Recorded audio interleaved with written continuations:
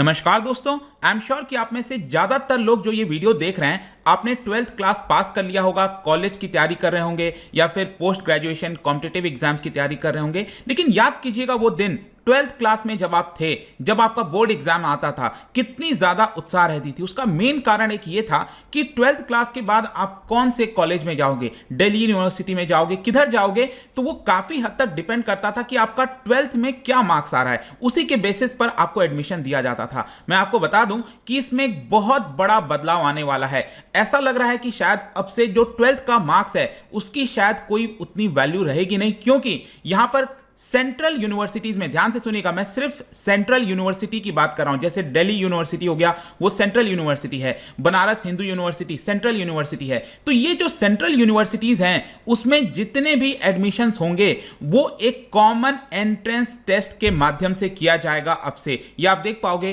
Common entrance test, not class 12 marks to drive college admission. तो इसको detail से समझेंगे, यहां पर क्या क्या है इसके अंदर, कब से ये प्रक्रिया चालू होगी, इसके कंसर्न्स क्या हैं, और भारत में इस समय अंडर ग्रेजुएट लेवल की क्या स्थिति है, कितने लोग एडमिशन लेते हैं, हर एक चीज मैं आपको बताने वाला हूं काफी डिटेल से। चलिए आगे बढ़ते हैं, लेकिन उसके पहले ध्यान रखना है आपको, कोई भी एग्जाम्स की तैयारी कर रहे हैं आप, यूपीएससी, जुडिशरी, बैंकिंग, कुछ भी हो, चाहे आप स्टॉक मार्केट का भी कोर्स है, तो यहां पर आप इसके लिए अंकित 33 कोड का इस्तेमाल कर सकते हैं और डायरेक्टली 33% का डिस्काउंट आपको मिल जाएगा हमारे ऐप के ऊपर और वेबसाइट से। इसके अलावा अगर आप एमसीक्यूज अटेम्प्ट करना चाहते हैं तो मेरे इंस्टा पेज पर जा सकते हैं, वहां पर स्टोरीज में जितने भी एमसीक्यूज हैं वो आप अटेम्प्ट कर सकेंगे। चलिए शुरुआत करते हैं और सबसे पहले देखते हैं एग्जैक्टली यहां पर क्या हो रहा है। देखिए यहां पर सरकार के द्वारा अनाउंस किया गया है कि 45 सेंट्रल यूनिवर्सिटीज जो देश के अंदर हैं उनका इसी साल मतलब 2022-23 का जो एडमिशन सेशन होने वाला है उसमें जितने भी अंडर ग्रेजुएट प्रोग्राम्स होंगे जिसमें आपको एडमिशन लेना है 12th के बाद से, तो सेंट्रल यूनिवर्सिटीज के अंदर अब आपको कॉमन एंट्रेंस टेस्ट देना पड़ेगा। अब इसका एक काफी बड़ा इंपैक्ट आएगा, क्योंकि 2019-20 में आप देख सकते हो हायर एजुकेशन के अंदर 3 करोड़ से ज्यादा लोग इन्वॉल्व थे। मैं ये सारे डेटा आपको बताऊंगा कि कितने सेंट्रल यूनिवर्सिटीज में है, कौन अंडर ग्रेजुएट है, लेकिन इसकी वजह से आप कह सकते हो कि जो बोर्ड का मार्क्स है उसका कोई बहुत अब वैल्यू नहीं रह जाएगा। ये आप देख सकते हो जो यूनिवर्सिटी ग्रांट कमीशन है, जिनकी जिम्मेदारी होती है इसको करने की, उन्होंने कल ही एक पब्लिक नोटिस जारी किया और कहा कि अब से CUET that is common university entrance test कराया जाएगा। और इवन यहां पर यह भी बताया गया कि अगर कोई मान लो स्टेट बोर्ड है, स्टेट मतलब राज्यों के स्तर पर कोई स्टेट बोर्ड है, प्राइवेट यूनिवर्सिटी है या फिर डीम टू बी, मतलब कोई भी अगर चाहे तो वो अपना एडमिशन प्रोसेस इस पर्टिकुलर मार्क्स के तहत भी कर सकता है। वो उनके लिए ऑप्शनल है, स्टेट के लिए कंपलसरी नहीं किया गया है, लेकिन सेंट्रल यूनिवर्सिटीज में अगर आपको एडमिशन लेना है उनके लिए कंपलसरी कर दिया गया है। इसमें एक चीज है कि 13 लैंग्वेजेस में आपको ऑप्शंस मिलेगा करने के लिए, हिंदी, मराठी, गुजराती, तमिल, तेलुगु, कन्नड़, मलयालम, उर्दू, असमीज, बंगाली, पंजाबी, उड़िया और इंग्लिश। ये 13 लैंग्वेजेस में आप एग्जाम दे पाओगे। अब क्वेश्चन है कि इस साल का जो एडमिशन होना है उसका पहला टेस्ट कब होगा। देखिए इस साल का पहला test first week of July में कंडक्ट किया जाएगा और ये मैंडेटरी होगा, जैसे मैंने बताया, ध्यान रखना है आपको। और उस टेस्ट के अंदर जो भी मार्क्स आएगा उसी के बेसिस पर आपका एडमिशन होगा। यहां पर क्लास 12 बोर्ड का एग्जाम का जो मार्क्स है उसका कोई भी वेटेज नहीं होगा, ध्यान रखिएगा। अब क्वेश्चन आता है कि ये टेस्ट है क्या, मतलब किस तरीके से कराया जाएगा, कितने सेक्शन होंगे। देखिए ये कंप्यूटर बेस्ड असेसमेंट होने वाला है और टोटल 3 सेक्शंस होंगे, सेक्शन 1, सेक्शन 2 और सेक्शन 3। देखो सेक्शन 1 जो है वो इसको 2 पार्ट में डिवाइड किया गया है, सेक्शन 1A और सेक्शन 1B। जो सेक्शन 1A है वो सभी के लिए कंपलसरी है, इसमें से आप 13 लैंग्वेजेस में जो मैंने आपको बताया वो आप चुन सकते हो। सेक्शन 1B क्या है, ये ऑप्शनल होगा उन लोगों के लिए जो लोग एक और लैंग्वेज को चूज करना चाहते हैं, ठीक है, they want to opt for another language, तो वो लोग सेक्शन 1B का भी टेस्ट दे सकते हैं। इसके अलावा सेक्शन 2 भी यहां पर कंपलसरी होगा related to domain specific subject, मतलब कि यहां पर टोटल 27 स्पेसिफिक सब्जेक्ट्स के ऊपर एग्जामिनेशन होगा। आपने देखा होगा ना, जैसे इकोनॉमिक्स ऑनर्स हो गया, बीकॉम ऑनर्स हो गया, अलग अलग एग्जाम्स वो जो आप एडमिशन लेते हो कॉलेज के अंदर, तो अलग अलग डोमेन में होगा। तो इसमें आप टोटल 6 डोमेन में आप चाहो तो चूज कर सकते हो। 27 डोमेन में से 6 डोमेन आप चूज कर सकेंगे और वहां पर आप अपना डोमेन स्पेसिफिक सब्जेक्ट में एग्जाम दे सकेंगे। तो ये तो सेक्शन 2 हो गया। इसके अलावा सेक्शन 3 ऑप्शनल है, ध्यान रखिएगा। यहां पर मैंने आपको बता दिया सेक्शन 1A और जो सेक्शन 2 है ये आपको देना ही है। इसके अलावा जो सेक्शन 3 है ये ऑप्शनल है। देखो ऑप्शनल क्या होता है, कई बार आपने देखा होगा एप्टीट्यूड टेस्ट की आवश्यकता पड़ती है। मान लो आपको मैथ्स ऑनर्स के अंदर जो है एडमिशन लेना है, राइट, तो मे भी हो सकता है कि उसके अंदर जो यूनिवर्सिटी है, कोई सेंट्रल यूनिवर्सिटी है, वो लोग चाहते हैं कि एप्टीट्यूड टेस्ट भी कराया जाए, तो उसकी वजह से आपको यहां पर एप्टीट्यूड टेस्ट देना पड़ेगा। अगर उस पर्टिकुलर यूनिवर्सिटी की या फिर कॉलेज की रिक्वायरमेंट है तब आप ये एप्टीट्यूड टेस्ट दे सकते हो और उसके बेसिस पर आपका मार्क्स आ जाएगा। अब इसका बाकी जितना डिटेल है, मतलब कि जो भी टेस्ट का डिटेल होगा वो एनटीए के द्वारा रिलीज किया जाएगा before first week of April में, ठीक है। और एनटीए क्या है? नेशनल टेस्टिंग एजेंसी, जिसकी जिम्मेदारी है पूरे टेस्ट को कंडक्ट कराना। नेशनल टेस्टिंग एजेंसी, याद रखिएगा 2017 में इसको एस्टैब्लिश किया गया था ताकि हायर एजुकेशन के अंदर जो टेस्टिंग की प्रक्रिया है वो इनके द्वारा कराई जा सके। बट आई एम श्योर कि आपके मन में क्वेश्चन आ रहा होगा कि इसका इंपैक्ट क्या होगा। स्पेशली आप देखोगे दिल्ली यूनिवर्सिटी ड्यू को लेकर बहुत चर्चा होती है और काफी ज्यादा इसके जो कट ऑफ वगैरह हैं सबसे हाईएस्ट जाते हैं पूरे देश में। वन ऑफ प्रेस्टिजियस कॉलेज है, यूनिवर्सिटी है देश के अंदर, आपको पता ही होगा। 2021 में आपने देखा हो तो जो क्लास 12 बोर्ड का एग्जाम स्कोर्स है वो बहुत ज्यादा चला गया था और इसकी वजह से ड्यू के अंदर जो कट ऑफ है वो ऑल टाइम हाई पर चला गया था। कितना चला गया था? Just look at this. Due के अंदर जो एडमिशन प्रोसेस बिगन हुआ पिछला साल वाला, उसमें 10 प्रोग्राम ऐसे थे जहां पर 100% cut off, just imagine 100% cut off गया था। तो इसकी वजह से कहीं ना कहीं बहुत प्रॉब्लम आ रही थी। इनफैक्ट यहां भी आप देख पाओगे कि करीब 95% से ज्यादा कट ऑफ वाले जो इंटेक हुए हैं उनकी संख्या 40% के आसपास है।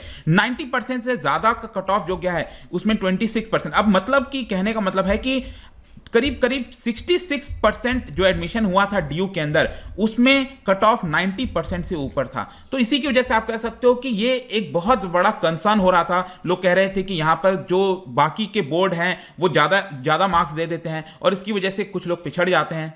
तो बेसिकली यहां पर जो एक इंपैक्ट बताया जा रहा है कि एक मोर लेवल प्लेइंग ग्राउंड जो है वो सभी लोगों के लिए ले आएगा। डजंट मैटर कि आप कर्नाटका बोर्ड से आते हैं या फिर यूपी बोर्ड से आते हैं, तमिलनाडु से आते हैं, डजंट मैटर। यहां पर एक लेवल प्लेइंग फील्ड होगा, सभी को एक ही एग्जाम देना पड़ेगा और उसके हिसाब से एडमिशन होगा। जैसे कि बताया जा रहा था कि केरला बोर्ड को लेकर बहुत चर्चा हुआ था। वहां पर आप देख सकते हो जो एवरेज स्कोर है, ठीक है, यहां पर 95.99%। बाकी जितने भी आप बोर्ड देखो उनसे सबसे ज्यादा देखने को मिल रहा था। तो ये सारे कंसर्न्स को देखते हुए यहां पर कई लोग कह रहे हैं कि इससे यहां पर फायदा होगा, मोर लेवल प्लेइंग फील्ड होगा। कंसर्न क्या है मैं आपको आगे बताऊंगा, लेकिन यहां पर सबसे पहले हम देख लेते हैं कि देश भर में अंडर ग्रेजुएट लेवल की स्थिति क्या है, संख्या क्या है। तो देखिए 2019-20 के हिसाब से बताया जाता है कि पूरे हायर एजुकेशन के अंदर, अब ध्यान रखिएगा जब मैं हायर एजुकेशन कहता हूं तो इसके अंदर ग्रेजुएशन यूजी आता है, अंडर ग्रेजुएट आता है, प्लस जो पोस्ट ग्रेजुएट हम जिसको कहते हैं, तो पूरा अगर आप मिलाओगे तो 3.85 करोड़ मिलेगा।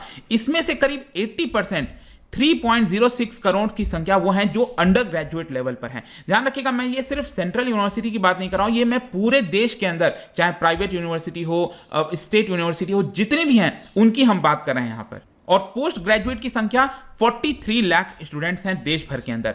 और अभी के लिए तो पोस्ट ग्रेजुएशन में कोई भी कॉमन एंट्रेंस टेस्ट नहीं है। पहली बार common entrance test undergraduate level के लिए लाया गया है सेंट्रल यूनिवर्सिटीज के लिए। और यहां पर भी अगेन आप देख पाओगे कि 2015-16 से लगातार जो संख्या है यहां पर हायर एजुकेशन के अंदर वो लगातार बढ़ती गई है। इसके अलावा कौन सा जो डिसिप्लिन है उसमें सबसे ज्यादा लोग एनरोलमेंट कराते हैं, कोर्सेज कौन से, सबसे ज्यादा बीए, फिर बीएससी, बीकॉम, बीटेक, इस तरह से आपको देखने को मिलेगा। लेकिन यहां पर क्वेश्चन यह है कि ये तो पूरे देश का हमने समझ लिया, सेंट्रल यूनिवर्सिटी के अंदर कितने लोग अंडर ग्रेजुएट में एडमिशन लेते हैं। तो देखिए 7.2 lakh students in 48 central universities बताया जाता है 2019-20 में थे, जिसमें से 5.4 लाख स्टूडेंट जो हैं वो अंडर ग्रेजुएट प्रोग्राम कर रहे थे। तो मेन फोकस इनके ऊपर होने वाला है। करीब करीब आप कह सकते हो 5.5 लाख या 5.5 से 6 लाख के आसपास ऐसे स्टूडेंट्स होंगे जो सेंट्रल यूनिवर्सिटीज के अंदर एडमिशन लेने की कोशिश करेंगे और इन्हीं के ऊपर बेसिकली ये पूरा इंपैक्ट आने वाला है। देखिए यहां पर हमारे देश में आपको पता ही है कास्ट और रिलीजन को लेकर, क्योंकि इसको लेकर कोटा वगैरह भी होता है कास्ट वगैरह से रिलेटेड। तो सेंट्रल यूनिवर्सिटीज के अंदर आप देख सकते हो जो एससी की संख्या है, शेड्यूल्ड कास्ट, उनकी संख्या 13.7% है, एसटी की संख्या 4.5%, ओबीसी की संख्या 17.9% और रिलीजन के वाइज देखें तो मुस्लिम्स की संख्या 8.4% देखने को मिलेगी।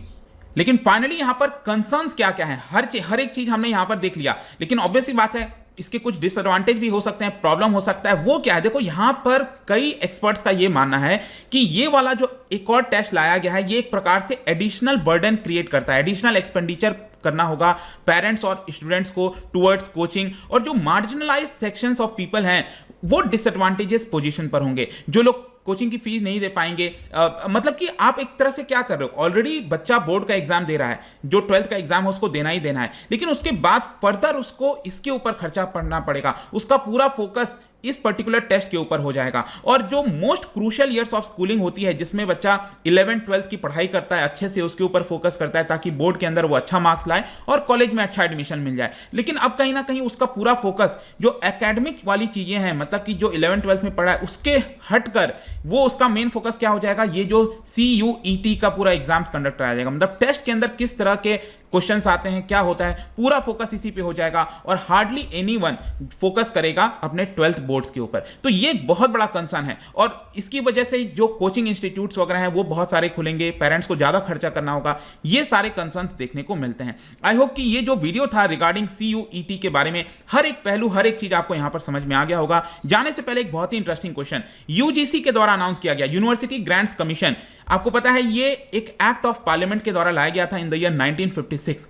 ये किस कमीशन के रिकमेंडेशन के द्वारा सेटअप किया गया था, कौन से कमीशन ने रिकमेंड किया था कि देश में UGC होना चाहिए, यह आपको बताना है। इसका राइट आंसर आपको पता ही है, मेरे इंस्टाग्राम पर तो मिलेगा ही, वहां पर अगर आप नहीं हो कोई बात नहीं, टेलीग्राम से भी ले सकते हैं इसका सही उत्तर। मैं कई सारे जो MCQs हैं वो यहाँ पर स्टोरीज में डालता रहता हूँ। बाकी अगर आपको PDF चाहिए तो टेलीग्राम पर आइए, अलग अलग सोशल मीडिया पर भी आप जुड़ पाएंगे। साथ ही साथ UPSC या फिर किसी भी एग्जाम की तैयारी कर रहे हैं, simply use this code. And I hope कि ये वीडियो आपको पसंद आया होगा। मिलता हूं आपसे next time, till then thank you very much, see you soon.